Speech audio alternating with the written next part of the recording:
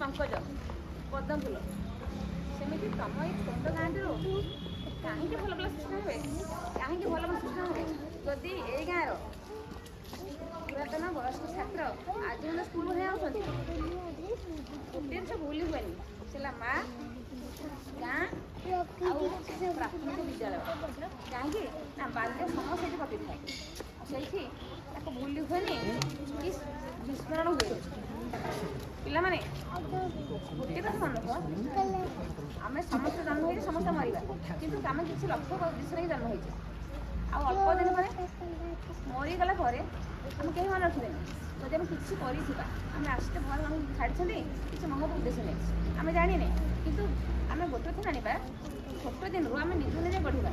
ବାପା ମା ଖାଲି ଗଢ଼ନ୍ତି ନୁହଁ, ବାପା ମା ଯେଉଁ କର୍ତ୍ତବ୍ୟ କରନ୍ତି ଆମେ ତାକୁ ଅନୁକରଣ କରୁ, ପ୍ରୋତ୍ସାହିତ ହଉ। ଆଉ ବୟସରେ ଯାହା କହନ୍ତି ଆମେ ସେ କଥା ମାନି ଚାଲିଲେ ଆମେ ଭଲ ମଣିଷ ହଉ।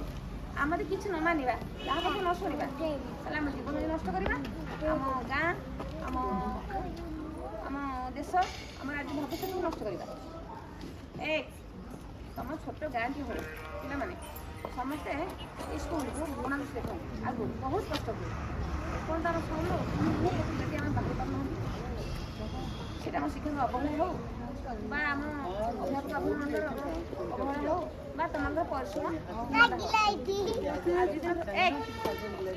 ସମସ୍ତେ ଗୋଟିଏ କାମ କରିବା, ଆମେ ଏଇ ପବିତ୍ର ଦିନରେ ଶପଥ କରିବା ପ୍ରଥମେ ବାପା ମାଆଙ୍କୁ ମାନିବା।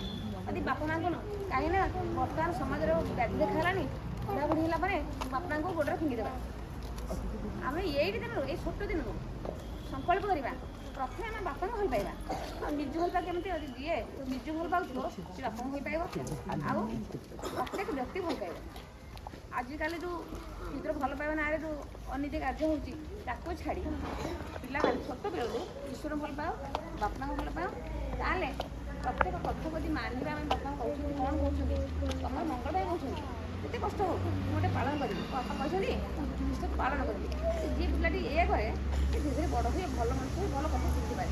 ପ୍ରତ୍ୟେକ କଥାରୁ ପ୍ରତ୍ୟେକ ବ୍ୟକ୍ତିଙ୍କର ପ୍ରତ୍ୟେକ ଗାଁ ଯେଉଁ ବର୍ତ୍ତମାନ ସାମାଜିକ ବ୍ୟାଧି ଅଛି, ଯେତେ ବଡ଼ ହେଲା ପରେ ବାପା ମା କଥା କରିବା, ବାପାଙ୍କୁ ଗୋଡ଼ ଫିଙ୍ଗିଦେବା, ଏ ଯେଉଁ ପରମ୍ପରା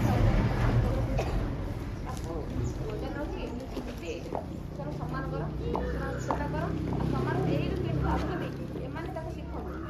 ତମେ ପାଠ ପଢ଼ୁଛ, ସବୁ କରୁଛ, ସମୟ ଆସୁଛ, ତମେ ତ କେତେ ଖରାପ ଶିଖଉନ, ଠିକ୍ ସେ ମାତ୍ରାକୁ ଆପଣଙ୍କୁ ସୁବିଧା ଦେଉଛ। ଆପଣ ସେ କାନ୍ଦି କହୁଛନ୍ତି ବହୁତ କଷ୍ଟ ଅଧିକାଂଶ ସମୟ କାନ୍ଦିବ, ସେଗୁଡ଼ା ସେଗୁଡ଼ା ନ ହଉ। ହଁ ପିଲାମାନେ ଶୁଣ, ତମମାନଙ୍କୁ ତମ ଗାଁକୁ ଭଲ ପାଉଥିବା ବ୍ୟକ୍ତିତ୍ୱ ଯେହେତୁ ଉପସ୍ଥିତ ଅଛନ୍ତି, ବହୁତ ଭଲ ପାଆନ୍ତି ଗାଁକୁ, ପ୍ରତି ମୁହୂର୍ତ୍ତରେ ଯେକୌଣସି ବିପଦର ସମୟରେ, ଯେକୌଣସି ଆବଶ୍ୟକ ସମୟରେ ହାତ ବଢ଼େଇ ଯାଉଛି ଆଉ ସେମାନଙ୍କର ଉନ୍ନତି ଚେଷ୍ଟା କରନ୍ତି। ସେଥିପାଇଁ